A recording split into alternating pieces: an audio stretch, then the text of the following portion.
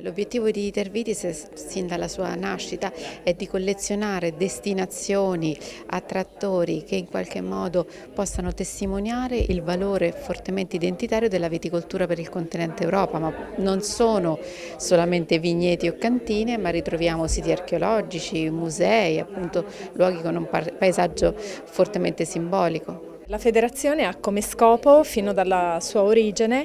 quella di capire, di scoprire, di studiare Napoleone nella sua complessità. Non solo Napoleone, ma l'epoca napoleonica, che è stata una pagina della storia europea che è stata proprio fondamentale per anche capire l'Europa di oggi. E Napoleone lo affrontiamo attraverso i molteplici sguardi che sono portati su di lui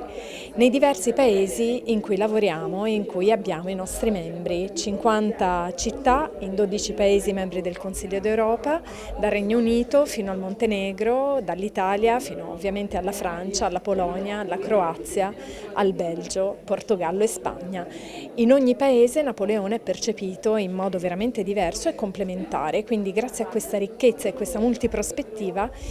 riusciamo a ricostruire, a comprendere l'importanza e il valore di questo periodo storico spesso dissonante, come nel caso di Venezia.